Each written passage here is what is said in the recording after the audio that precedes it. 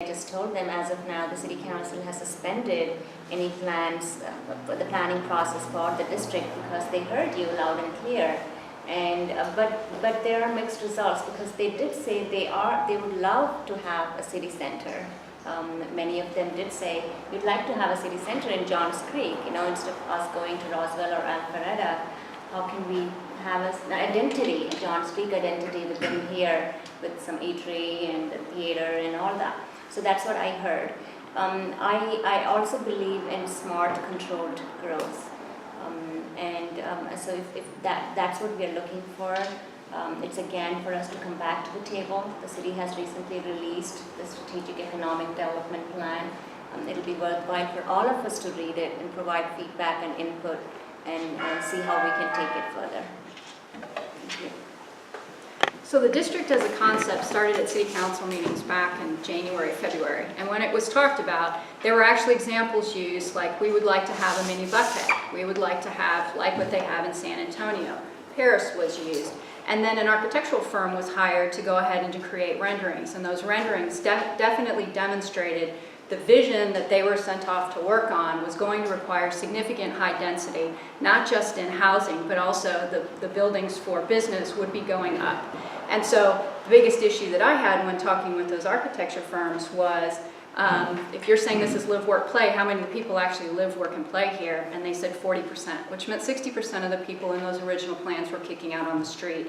And what happened was the citizens started finding out that congestion was going to be an issue, and they were not interested. Also not changing the identity of Johns Creek. Johns Creek is a residential community. That's who we are. That's why many of us moved here. And on the flip side of that, I don't think it's the government's job. They're saying that Tech Park needs to be enhanced for technology. That's not the government's job to go in and enhance the technology for Tech Park. That's the private developers and the property owners. Thank you. As others have said, the plans for the district as proposed and shown to the public last spring are suspended, they're dead, and we're going to renew the process at some point after the first of the year. But let's look at the fundamental issue that we were trying to solve back then. One was, the imbalance between commercial and residential property tax. As I said in my opening comments, we need to create an environment in which we can attract small, growing, emerging companies into Johns Creek. Tech Park is a 1980s design. It has empty buildings, it has empty lots. It's Class B office space in many of the buildings. It's not attractive from an economic development perspective to attract a new company in here. It is the role, in my opinion, to create a vision, but it's not the role for the city to spend taxpayer dollars. We need to create the vision of revitalizing Tech Park with modern office buildings that have the amenities. Those amenities would need to be a full-service hotel. That's a primary requirement. Limited restaurants and retail, so you can walk from your office and go to lunch and do some errands. And perhaps a performing arts center. I would love to lead a private capital campaign to build a performing arts center here in Johns Creek, but it's not going to be with tax dollars. But we do need to create that vision for a revitalized Tech Park if we're going to be successful in growing the commercial property tax base. I moved here because of the residential community, the safety, the beautiful surroundings, the schools. I think most everybody else moved here for a similar reason. This is a residential community, and the district initiative was a bit ambitious, I must say. And government in private industry, it's called the free market system. Works great. America is really known for it. And government starts getting involved, it doesn't work out. Government gets bigger. The question we need to ask ourselves, do we want to be a residential community or do we want to be a metropolis? But if we want to be a metropolis, we're going to need some transportation addressed regardless. We need that regardless. Most cities, Atlanta, 5 points, transportation hubs. Paris, all these cities, even Alpharetta, they have 400. We have, 141. It doesn't make sense. It's not feasible. Ask yourself, I personally want this to be a residential community, And it does have the tax, we're self-sustaining. But if we could be better off if we unite with our neighbors, start discussing forming our own county, because our money's going down south of here. And folks, it's a lot of money. So we could increase the revenues and increase the monies that we keep as residents if we continue down this initiative. But it's going to take a lot of strength, a lot of courage, and a lot of persistence. Mr. Bradford, we'll stay with you if you want to remain standing. We'll hit your next question. In what areas, if any, is the spending of Johns Creek wasteful, and in what ways could the city be more efficient? Well, the areas that I see the most waste taking place is on initiatives like the district and the studies. Not only the money, but the time and energy and effort of running down these rabbit trails. It's expensive, and it's draining me. I've been going to city council meetings for several years. A couple of us in here have been actively involved. We've been working for you already, and I'm here to serve, but I'm here to serve you, not me. It's not about us. So the administrative, the contracts, everything's contracted out, just about, not everything. We have huge reliance on contracts. Come on, let's be big boys and girls, and we can walk on our own. And so I think that the overhead is too high, and some of these initiatives are too ambitious for government to be involved with. Johns Creek was started with a public-private partnership where we outsourced many of the functions other than public safety to private sector companies. And I don't know of a single government that can do anything more efficient than the private sector, put aside the military and public safety. I think that should continue on. We've got great contractors working for us. We're continually rebidding those contracts to ensure we're getting competitive prices. Remember, when you talk about the budget, 40% of the budget is public safety, police and fire. 77% of the compensation expense is our police and fire. So there's not a lot of room left to play with, particularly when you talk about, the other important issues, public works, community development, which includes zoning, and many other important functions that a city has to serve, roads, traffic lights, etc. We've got a very efficient government. The city council is currently going through a process where we are looking at every process and every procedure implemented since the inception of the city to ensure we're doing it as efficiently as possible and for the least cost to the taxpayer. So for the last 6 years, whenever the budgets came out and the mid-year budgets, I created my own analytics in Excel, department by department, looking at how money has been spent. And over the last several years, I've also been pulling Freedom of Information Act requests to pull data so I could better understand what's making up the different components.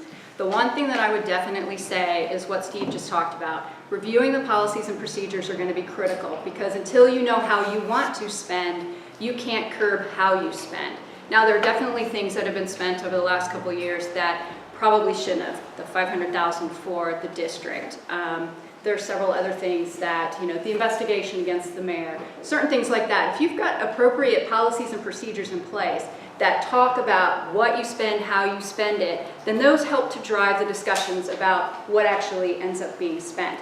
And also knowing what costs what. Right now, the budgets are set up by department, but you can't drill down into those departments to figure out functionally what does Newtown Park cost, what does OC Park, and within those parks. All those different things are important, and that's why I'm looking for transparency, to be able to dig into those numbers and truly understand what's being spent, how it's being spent, and then looking at the policies.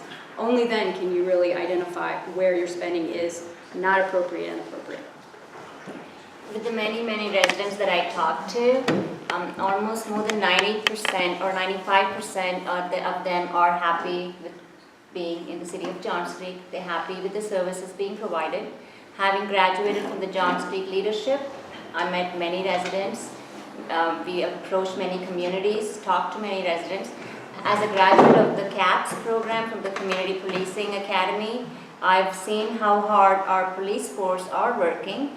And you sort of see how wonderful the city is, and it's not just happening because of the council. It's because we work together, the communities and the council is working together. The council hears your concerns and tries to address it. If there's been wastage in the past, I'm sure we've learned the lessons. We can move forward in a positive way, of course, with the community's input to create a positive environment. And going back to the foundation of when the Johns Creek City was formed, the togetherness. Thank you. I don't think wasteful is the word I would use. We've certainly made a few mistakes down the road that hopefully everybody's learned from, and we keep moving. I've already taken a beating for saying this, but quite frankly, if we're going to tighten our belts, I think it should start at home. Our overhead is just huge. If you take a look at the wage and salary survey from last year, we are paying on the 95th percentile to our city staff. And I don't mean to get in anybody's pocket or in everybody's paycheck, but it's just a simple truth. We are paying $30,000 above the median for an accountant level 1. We're giving raises to the tune of 3 to 6% when corporate America gives 1 to 3. I think that should be looked at immediately. Well, I'd like to make my answer very simple. I will use my guiding principle. If I want to be a responsible elected official, then we must look at the city funds, same as the funds that in my house, in my company, and I would not I will make it'll go through the same decision-making process that I would make for my own household, for my own business, before I would commit to that spending. And I don't want to point out any particular spending because I think our city has done way more positive things than the negatives. So but I just want you guys to trust me. I think it's time to look at a candidate that will use his guiding principle. To be a conservative small business person, I will make that same decision as a business owner and as your city council. So as Steve touched on the public-private partnership that we had, the CH2 and Hill contract. So what we do is we pay them for their contracted services and then we pay them a multiplier.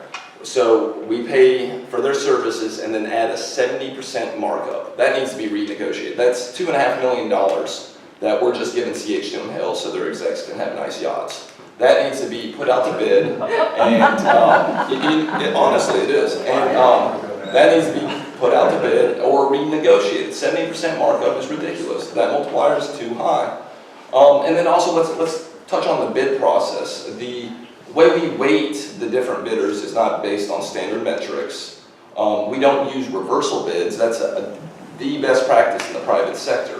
We don't touch on that. So I think for both professional services and other types of contracts, we need to use reversal bids to avoid bid rigging, DeKalb County, bid inflation, things like that. So it could save us millions and millions of dollars if we move to those private sector best practices. I don't believe that we have been wasteful. I don't see a whole lot of extra waste involved. I actually do support the idea of private sector partnerships. Again, the private sector does it well. They know how to make a profit, and I don't not afford anybody a profit. You cannot cut your way to success. There are cheaper places to live than Johns Creek. So if you want cheaper, if you want a lesser quality of services and things like that, this might not be the city to live in. And so, but we have to maintain our fiscal responsibility, and that does mean being vigilant about going through our policies and procedures and making sure that we just strictly adhere to the proper policy so that we don't get into a wasteful mode. But up to this point, I don't see that we've had a lot of waste. I can't point out anything that has been wasteful in the city. The city is done probably very tight, in a tight budget. Because mayor and all the city council members, they have a day job to support themselves. So we must be paying them very little. So how can we say that we are wasteful? One wasteful thing I can point out is being part of the Fulton County. We send a lot of our money to Fulton County and they provide us some services. I wish we had our Lincoln County and we could do those services in much better ways, much economical ways if we had our own county and not Fulton County.